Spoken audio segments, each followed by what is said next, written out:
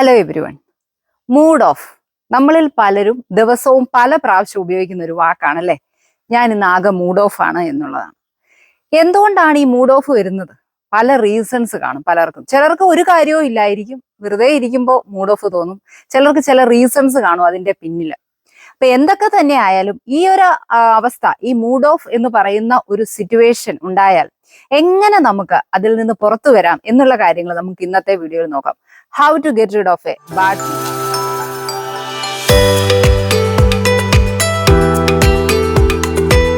Mood off മാറ്റാൻ ഏറ്റവും അധികം സഹായിക്കുന്ന ഒരു മാർഗമാണ് ടോക്ക് ടു സംവൺ. നമുക്കൊക്കെ തുറന്നു പറയാൻ ആരെങ്കിലും ഉണ്ട് എങ്കിൽ, നമ്മുടെ പ്രശ്നങ്ങൾ കേൾക്കാൻ, മുൻവിധികളില്ലാതെ കേൾക്കാൻ തയ്യാറുള്ള ഒരു വ്യക്തി ഉണ്ടെങ്കിൽ അവരോട് നമ്മുടെ പ്രശ്നം എന്താണെന്ന് പറയാനായിട്ട് തയ്യാറാവുക എന്നുള്ളതാണ്.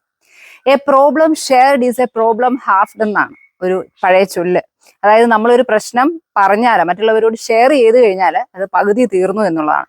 എന്താണ് എൻ്റെ മൂഡ് ഓഫിന്റെ കാരണമെന്ന് നിങ്ങൾക്ക് ഐഡന്റിഫൈ ചെയ്യാൻ സാധിച്ചാൽ അത് നിങ്ങൾ പറയുക. ഇല്ല എങ്കിൽ മൂഡ് ഓഫ് ആണെന്ന് പറഞ്ഞ ആ കാര്യത്തെക്കുറിച്ച് സംസാരിച്ചാൽ പോലും അത് നിങ്ങളുടെ ആ മൂഡ് ചേഞ്ചിനെ മാറ്റിയെടുക്കാനായിട്ട് സഹായിക്കും. മറ്റൊരു പ്രധാനപ്പെട്ട കാര്യമാണ് remind your self that you are lucky. നമ്മളെ എപ്പോഴും ഓർമ്മപ്പെടുത്തിക്കൊണ്ടിരിക്കുക നമ്മൾ ഒരുപാട് ഭാഗ്യമുള്ള ആളാണ്. മറ്റുള്ളവരെ വെച്ച് നോക്കുമ്പോൾ എപ്പോഴും നമ്മളെക്കാൾ ഉയർന്ന ആളുകളിലേക്കാണ് നമ്മളുടെ കണ്ണുകൾ പോകുന്നത് അല്ലെ. അതിന് പകരം സമൂഹത്തിൽ അല്ലെങ്കിൽ നമ്മുടെ ചുറ്റിനും തന്നെ നോക്കിയാൽ നമുക്ക് കാണാം നമ്മളുടെ അത്രയും സൗകര്യങ്ങളില്ലാത്ത, അല്ലെങ്കിൽ ഫിസിക്കലി ഒക്കെ ആയാലും ഒരുപാട് ഡിസബിലിറ്റീസ് ഉള്ള ഒരുപാട് പേര് നമ്മുടെ ചുറ്റിനുമുണ്ട്. അതൊക്കെ വെച്ച് നോക്കുമ്പോൾ എനിക്ക് കിട്ടിയ അനുഗ്രഹങ്ങൾ നമ്മൾ തിരിച്ചറിയാൻ തയ്യാറായാൽ ഈ മൂഡ് ഓഫ് അല്ലെ മൂഡ് സ്വിങ് എന്ന് പറയുന്ന പ്രശ്നം ഒരു പരിധി വരെ കുറയ്ക്കാനായിട്ട് അത് നമ്മളെ സഹായിക്കും. അതുപോലെ തന്നെ നമുക്ക് പ്രയോജനപ്രദമായ ഒരു കാര്യമാണ് ഈ ഗ്രാറ്റിറ്റ്യൂഡ് പ്രാക്ടീസ് ചെയ്യുക എന്നുള്ളത്. എപ്പോഴേലും ഒക്കെ മൂഡ് ഓഫ് ആയിട്ട് ഇരിക്കുകയാണെങ്കിൽ നിങ്ങൾക്ക് കിട്ടിയ അനുഗ്രഹങ്ങളൊക്കെ ഒന്ന് കൗണ്ട് ചെയ്ത്, ഒരു 3 or 4 ഒക്കെ ആണെങ്കിലും ഒന്ന് കൗണ്ട് ചെയ്ത് പറഞ്ഞു നോക്കിക്കുക. അപ്പോൾ തന്നെ നിങ്ങളുടെ ആ ഒരു പ്രശ്നത്തിന് ഒരു സൊല്യൂഷൻ കിട്ടിയതായിട്ട് നിങ്ങൾക്ക് തോന്നും. മൂഡ് ഓഫ് കൂടാനായിട്ടുള്ള ഏറ്റവും പ്രധാനപ്പെട്ട ഒരു കാരണമാണ് നമ്മളൊക്കെ ആയിരിക്കുന്ന ഒരു റൂമിൽ അല്ലെ നമ്മുടെ വീട്ടിൽ ചടഞ്ഞുകൂടിയിരിക്കുന്ന ശീലമുള്ളത് കൊണ്ടാണ്. കൂട്ടിന് ഒരു മൊബൈലും കൂടെ ഉണ്ടെങ്കിൽ പൂർത്തിയായി അല്ലെ. നമ്മളൊക്കെ കുറച്ച് സമയം ഒന്ന് റിലാക്സ് ചെയ്യാനാണ് എന്നുള്ള ഇതിലാണ് സോഷ്യൽ മീഡിയയിൽ ഇൻവോൾവ് ആയിരിക്കുന്നത്. പക്ഷെ അത് പലപ്പോഴും നമ്മളുടെ ഒരു അലസതയ്ക്കും ഒന്നും ചെയ്യാൻ താല്പര്യമില്ലാത്ത ഒരു അവസ്ഥയിലേക്കും പോകും. അപ്പോൾ നമ്മൾ മൊബൈൽ നോക്കും, മടുപ്പാകുമ്പോൾ വീണ്ടും അടുത്തടുത്ത കാര്യങ്ങളിലേക്ക് പോകും. അപ്പൊ ഇങ്ങനെ നമ്മൾ ഒരു സ്ഥലത്ത് തന്നെ ഇങ്ങനെ ചടഞ്ഞുകൂടി ഇരിക്കുന്ന ശീലമുള്ളത് കൊണ്ടാണ് ഇന്ന് ആളുകൾ കൂടുതലും ഈ മൂഡ് ഓഫ് എന്നുള്ള ടേം തന്നെ ഉപയോഗിക്കുന്നത്. അതുകൊണ്ട് നിങ്ങൾക്ക് മൂഡ് ഓഫ് ആണ് എന്ന് തോന്നുന്നുണ്ടെങ്കിൽ എന്ത് ചെയ്യണം? ആ മൊബൈൽ, സോഷ്യൽ മീഡിയയ്ക്ക് കുറച്ച് നേരത്തേക്കൊന്ന് ബൈ പറഞ്ഞ് ഫോൺ മാറ്റി വെച്ച് പുറത്തേക്കൊന്ന് ഇറങ്ങാൻ തയ്യാറാകും. ഫ്രഷ് എയറിലേക്ക്, നിങ്ങളുടെ നേച്ചറിലേക്ക് ഒന്ന് ഇറങ്ങാൻ തയ്യാറായി കഴിഞ്ഞാൽ നമുക്ക് തന്നെ ഒരു നല്ലൊരു റിഫ്രഷ്മെന്റ്, അതോടൊപ്പം നമ്മുടെ ഹെൽത്ത് ഇംപ്രൂവ് ചെയ്യാനായിട്ട് അത് നമ്മളെ സഹായിക്കും. എപ്പോഴും ഒരു സ്ഥലത്ത് നമ്മൾ ചടഞ്ഞുകൂടി ഇരിക്കുന്നത് കൊണ്ട് തന്നെ നമുക്ക് ഒരുപാട് ജീവിതശൈലി രോഗങ്ങൾ ഇന്നത്തെ കാലത്ത് കൂടുതലാണ്.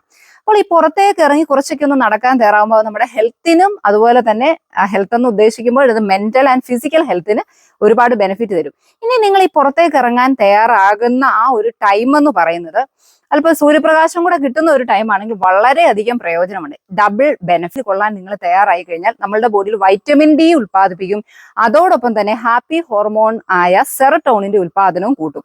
ഈ സെറട്ടോണിന്റെ ഉൽപ്പാദനം കൂട്ടുന്നത് കൊണ്ട് തന്നെ നമുക്ക് ഡിപ്രഷനും മൂഡ് സ്വിങ്സ് പോലുള്ള പ്രശ്നങ്ങൾ കുറയ്ക്കാനായിട്ടും അത് നമ്മളെ ഹെൽപ്പ്. അതുപോലെ തന്നെ നമ്മൾ ക്രിയേറ്റീവ് ആയിട്ടുള്ള എന്തെങ്കിലുമൊക്കെ കാര്യങ്ങൾ ഒന്ന് ചെയ്യാനായിട്ട് തയ്യാറാവുക എന്നുള്ളതാണ്. അലസത പിടിച്ച് എനിക്കൊന്നും ചെയ്യാനില്ല, അല്ലെങ്കിൽ പ്രത്യേകിച്ച് ഒരു ഉദ്ദേശവും എനിക്കില്ല എന്ന് കരുതി മടി പിടിച്ചിരിക്കാതെ, എന്തെങ്കിലുമൊക്കെ എല്ലാ മനുഷ്യർക്കും കഴിവുകളുണ്ടല്ലേ.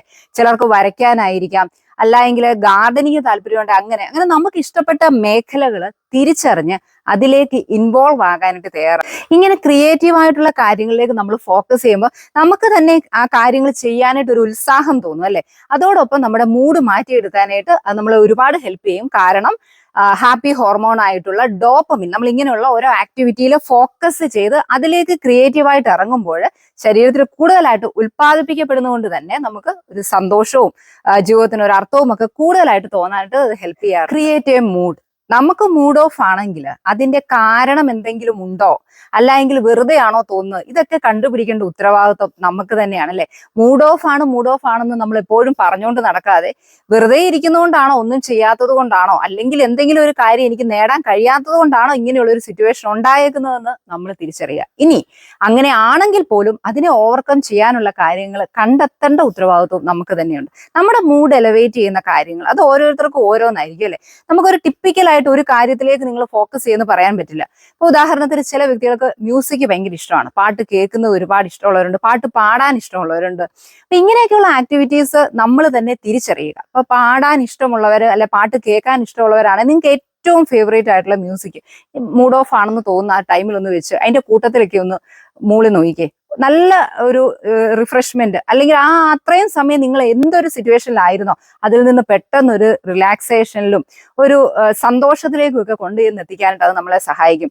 അല്ലെങ്കിൽ നിങ്ങൾക്ക് സന്തോഷം തരുന്ന കാര്യങ്ങൾ വീക്കെൻഡിൽ നിങ്ങൾക്ക് ഇഷ്ടപ്പെട്ട ഒരു സിനിമ കാണാൻ പോവാം, അല്ലെങ്കിൽ ഇഷ്ടപ്പെട്ട ഒരു സ്ഥലത്ത് ഇഷ്ടപ്പെട്ട വ്യക്തികളിലൂടെ പോവാ. ഇങ്ങനെ അതായത് ഞാൻ പറഞ്ഞു വരുന്നത് നമ്മളുടെ മൂഡ് മാറ്റിയെടുക്കാൻ, ബാഡ് മൂഡിൽ നിന്ന് നല്ലൊരു മൂഡിലേക്ക് സ്വിച്ച് ഓൺ ചെയ്യാനായിട്ട് നമ്മളെ സഹായിക്കുന്ന ഘടകങ്ങൾ തിരിച്ചറിഞ്ഞ് അതിനും കൂടെ നമ്മൾ ഒരു ഇനിഷ്യേറ്റീവ് എടുത്തു കഴിഞ്ഞു കഴിഞ്ഞാൽ നമുക്ക് ഈ ഡിപ്രഷൻ പോലുള്ള അല്ലെങ്കിൽ ഒരുപാട് മാനസികമായിട്ട് ബുദ്ധിമുട്ടുണ്ടാകുന്ന കാര്യങ്ങളിലേക്ക് പോകാതിരിക്കാനായിട്ട് അത് നമ്മളെ ഹെൽപ്പ് ചെയ്യും. എക്സസൈസ് നമ്മളുടെ ബോഡിയുടെ ആയാലും മൈൻഡിന്റെ ആയാലും ആരോഗ്യത്തിന് ഒരുപാട് നമ്മളെ ഹെൽപ്പ് ചെയ്യുന്ന ഒരു ഘടകമാണ് എക്സസൈസ് എന്ന് പറയുന്നത്. നമുക്ക് എല്ലാവർക്കും അറിയാവുന്ന കാര്യമാണ്, പക്ഷെ തുടങ്ങാനായിട്ടും അല്ലെങ്കിൽ ചെയ്യാനായിട്ടും ഒക്കെ നമുക്കൊരു ലേസിനെസ് ഉണ്ട് അല്ലെ. അതൊന്നും മാറ്റാൻ തയ്യാറാകുക, ഒന്ന് തുടങ്ങുക, അതാണ് ഏറ്റവും ഇമ്പോർട്ടന്റ് ആയിട്ടുള്ള കാര്യം. ഒരു 5 സെക്കൻഡ് റൂൾ എന്ന് പറയുന്ന ഒരു കാര്യമുണ്ട് ഈ പ്രൊക്രാസ്റ്റിനേഷൻ അഥവാ ഈ കാര്യങ്ങൾ മാറ്റി വെക്കുന്ന ശീലത്തിന്.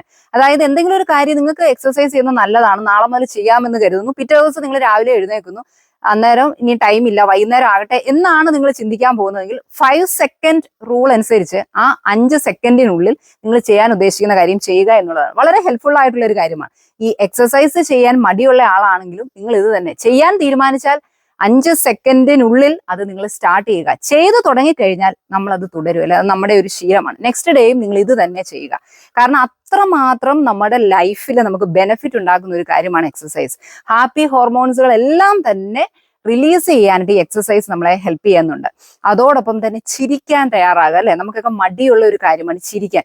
നമുക്ക് സന്തോഷം തരുന്ന അല്ലെങ്കിൽ ആത്മാർത്ഥമായിട്ട് ചിരിക്കാൻ പറ്റുന്ന, അത് ചിലപ്പോൾ ചിലർക്ക് എന്തെങ്കിലും നല്ല കോമഡി ആയിട്ടുള്ള ബുക്സ് വായിക്കുമ്പോഴാകാം, അല്ലെങ്കിൽ എന്തെങ്കിലും ഒരു വീഡിയോ ക്ലിപ്പ് തമാശ എന്തും ആയിക്കോട്ടെ, നിങ്ങളുടെ മനസ്സറിഞ്ഞ് നിങ്ങൾക്ക് ചിരിക്കാൻ നിങ്ങളെ സഹായിക്കുന്ന എന്ത് കാര്യമാണെങ്കിലും അതിൽ നിങ്ങൾ ഫോക്കസ് ചെയ്യുക. ഞാൻ ഈ പറഞ്ഞ എക്സസൈസ് ആണെങ്കിലും ലാഫ് ആണെങ്കിലും ചിരിക്കുന്ന കാര്യമാണെങ്കിലും ഇതൊക്കെ നമ്മുടെ ഹാപ്പി ഹോർമോൺസുകളെ ഒന്നിലധികം തരത്തിലുള്ള സെറട്ടോണിൻ, എൻഡോർഫിൻ പോലുള്ള ഹാപ്പി ഹോർമോൺസുകളുടെ എല്ലാ റിലീസിന് സഹായിക്കുന്നതുകൊണ്ട് തന്നെ ഈ മൂഡ് ഓഫ് എന്നുള്ള പ്രശ്നം ഉണ്ടാകാതിരിക്കാനായിട്ട് നമ്മളെ. അതുപോലെ തന്നെ പലർക്കും ഈ മൂഡ് ഓഫ് എന്ന് പറയുന്ന ഒരു അവസ്ഥ വരാനായിട്ടുള്ള കാരണം എന്ന് പറയുന്നത് അവർ ഇടപെടുന്ന ആളുകളിൽ നിന്ന് അവർക്ക് നേരിടേണ്ടി വരുന്ന ചില കാര്യങ്ങൾ കാണും അല്ലെ. പക്ഷെ ചില സന്ദർഭങ്ങളിൽ നമുക്കിതൊന്നും ഒഴിവാക്കാൻ പറ്റത്തില്ല. ഉദാഹരണത്തിന് നമ്മുടെ ഒരു കൊളീഗ് അല്ലെങ്കിൽ നമ്മുടെ ബോസ് ആണ് നമ്മളെ, അല്ലെങ്കിൽ നമ്മുടെ ടീച്ചേഴ്സ് ഒക്കെ ആണെങ്കിൽ ചില സന്ദർഭങ്ങളിൽ നമ്മളോട് ചില കാര്യങ്ങൾ പറയുമ്പോൾ നമ്മൾ പറയും ഇന്നത്തെ ദിവസം എന്റെ പോയി എന്നല്ലേ.